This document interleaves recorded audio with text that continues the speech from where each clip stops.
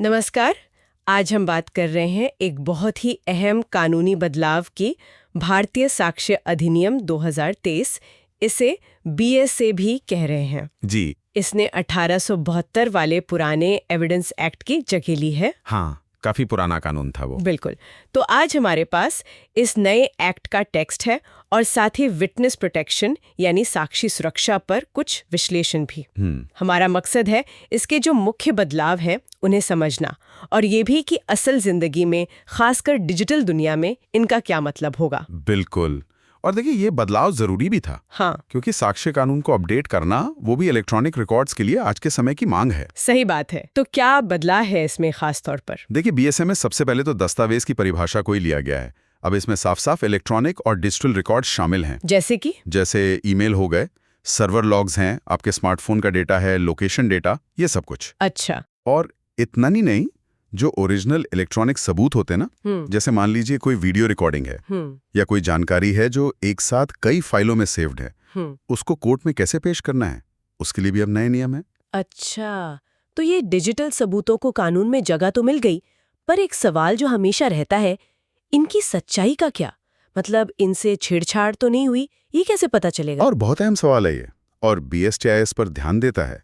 धारा 63 है इसकी। इसके तहत अब अगर आप इलेक्ट्रॉनिक सबूत पेश कर रहे हैं तो आपको एक सर्टिफिकेट देना होगा। सर्टिफिकेट? कैसा सर्टिफिकेट? इसका फॉर्मेट एक्ट की अनुसूची में दिया हुआ है। साथ ही आपको हैश वैल्यू भी बतानी होगी, जैसे SHA 256। हैश वैल्यू, ये क्या चीज है? थोड़ा आसान भाषा में समझाएंगे? हाँ बिल्कुल।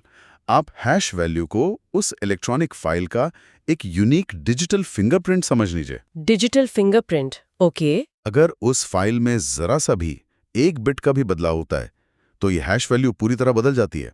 अच्छा। तो इससे ये पक्का करने में मदद मिलती है कि सबूत पेश होने तक बदला नहीं गया है, उसकी प्रामाणिकता बनी हुई है। ये तो काफी मजबूत तरीका लग रहा है, लेकिन क्या ये काफी है?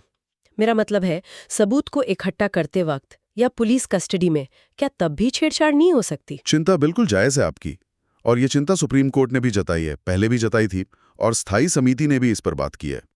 इसीलिए सिर्फ हैश वैल्यू काफी नहीं, उसको सुरक्षित तरीके से हैंडल करना और चेन ऑफ कस्टडी मेंटेन करना बहुत जरूरी है। Chain of custody? हाँ, मतलब इस बात का पूरा रिकॉर्ड रखना कि वो सबूत कब, कहाँ, किसके पास था और उसके साथ क्या क्या हुआ, ताकि कोई छेड़छाड़ की गुंजाइश ना रहे। अच्छा। कर्नाटक हाई कोर्ट ने तो कुछ गाइडलाइंस भी दी थी, जैसे फैराडे बैग्स इस्तेमाल करने की सलाह दी थी। Faraday bags? हाँ, ये खास तरह के बैग होते हैं जो डिवाइस को बाहरी रेडियो सिग्नल से ब्लॉक कर देते हैं, ताकि कोई रिमोटली, मतलब दूर बैठकर, डेटा डिलीट या मॉडिफाई ना कर सके। समझ गए।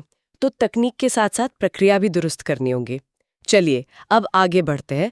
सबूत रेलेवेंट है या नहीं, मतलब सुसंगत है या नहीं, ये कैसे तय होता है इस नए कानून में? हाँ, ये भी बहुत महत्वपूर्ण हिस्सा है।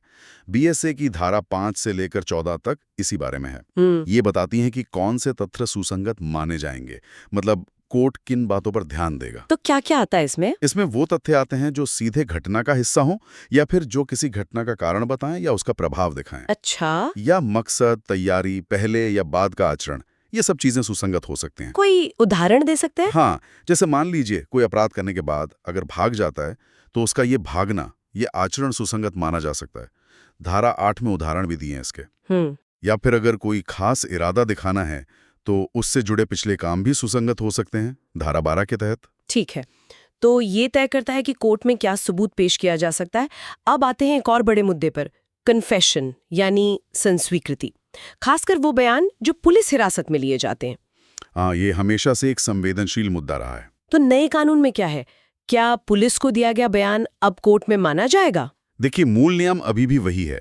पुलिस अधिकारी के सामने की गई संस्वीकृति यानी कन्फेशन आमतौर पर स्वीकार्य नहीं है, ये धारा 22 कहती है। और पुलिस हिरासत में दिया गया बयान भी तब तक मान्य नहीं होता जब तक कि वो मजिस्ट्रेट की मौजूदगी में ना दिया गया हो, ये धारा 23 है। ठीक है, पर इसमें वो एक बात थी ना कि अगर बयान से कोई चीज बरामद हो जाए। बिल्कुल, वो महत्वपूर्ण परंतुक यानी प्रोवाइजो अभी भी है, धारा 23 का परंतुक। तो वो क्या कहता है? वो ये कहता है कि अगर हिरासत में आरोपी ने कोई जानकारी दी, हाँ। और उस जानकारी के आधार पर कोई तथ्य या कोई चीज बरामद होती है, हाँ। तो जानकारी का सिर्फ उतना हिस्सा कोर्ट में स्वीकार्य हो सकता है जो सीधे तौर पर उस बरामदगी से जुड़ा हो। लेकिन क्या इससे जबरदस्ती बयान दिलवाने का खतरा नहीं बढ़ता कि पुलिस कुछ बरामद करने के लिए दबाव डाले? ये चिंता बिल्कुल वास्तविक है। हाँ। और ये चिंता पहले भी विधि आयोग ने और सुप्रीम कोर्ट ने भी जाहिर की है कि इस प्रावधान का दुरुपयोग हो सकता है। इसलिए इसे बहुत सावधानी से लागू करने की जरूरत है। ये एक बहुत बारीक रेखा है। सही कहा। और जब अधिकारों की बात हो रही है तो गवाहों के अधिकार और उनकी सुरक्षा ये भी तो बहुत जरूरी है। हमने सुना है गवाह अक्सर मुकर जाते हैं, हॉस्टाइल हो जाते हैं। हाँ, विटनेस टर्निंग हॉस्टाइल ये हमारी न्याय व्यवस्था की एक बड़ी समस्या रही है। हाँ। गवाह डर जाते हैं या उन पर दबाव डाला जाता है। तो इसके लिए क्या किया गया बीएसए में? इसके लिए एक अच्छी बात हुई है। आपको याद होगा 2018 में सुप्रीम कोर्ट का एक फैसला आया था, महेंद्र चावला केस। हाँ, सुना है। उस फैसले के आधार पर साक्षी संरक्षण योजना 2018 बनी थी। अब बीएसए ने क्या किया है कि धारा 398 के तहत इस योजना को कानूनी मान्यता दे दी है। अच्छा, तो अब ये कानून का हिस्सा है? जी हाँ। इसका मकसद है गवाहों को सुरक्षा देना। इसमें खतरे का आकलन होता है और फिर उसके हिसाब से सुरक्षा के उपाय किए जाते हैं, पहचान छुपाना, पुलिस सुरक्षा देना वगैरह। ये तो बहुत ही जरूरी कदम है। न्याय के लिए गवाह का बिना डरे सच बोलना सबसे जरूरी है। पर क्या ये योजना जमीन पर कारगर है? जो विश्लेषण हमारे पास है वो क्या कहता है? देखिए, योजना का कानूनी आधार मिलना एक बड़ी बात है, लेकिन विश्लेषण ये भी बताते हैं कि इसके अमल में अभी भी कुछ चुनौतियां हैं।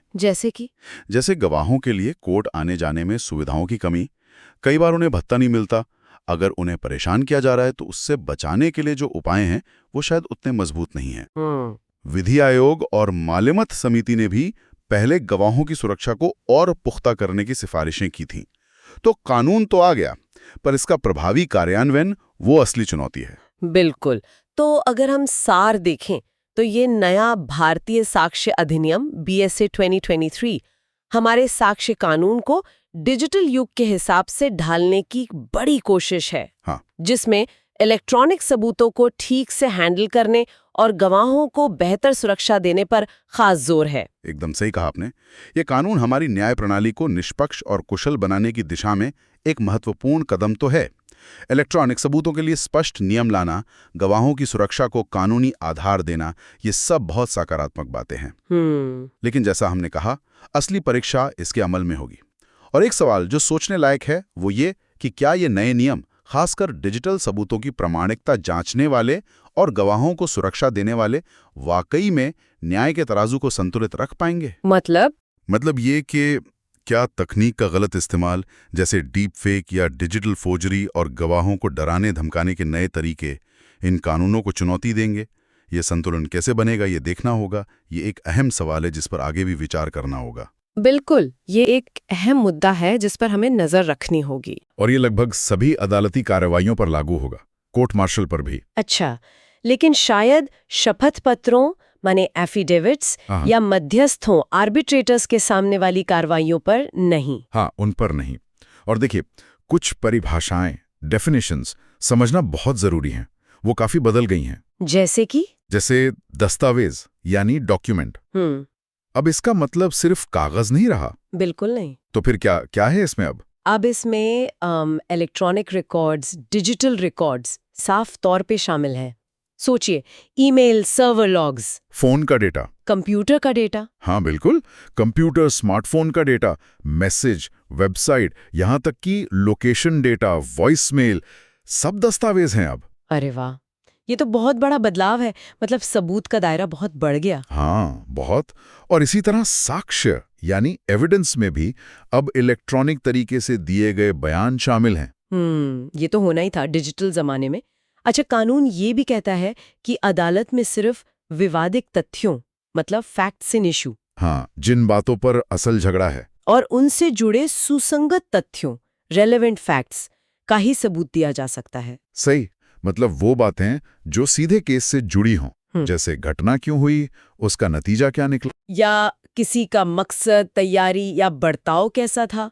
ये भी दिलचस्प है कि किसी का आचरण मतलब बिहेवियर, जैसे जुर्म के बाद भाग जाना, वो भी रेलेवेंट माना जा सकता है। हाँ बिल्कुल।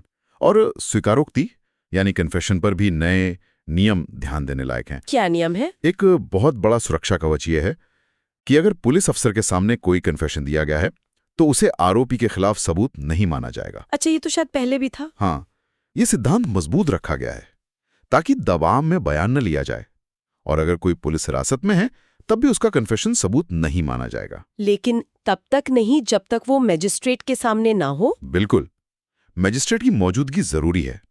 और इसमें एक पेच है, जैसा आप शायद पूछना चाह रही थी। हाँ, वही कि अगर हिरासत में किसी ने कुछ बताया और पुलिस को उससे कोई चीज मिली, मान लीजिए हथियार मिल गया। सही सवाल।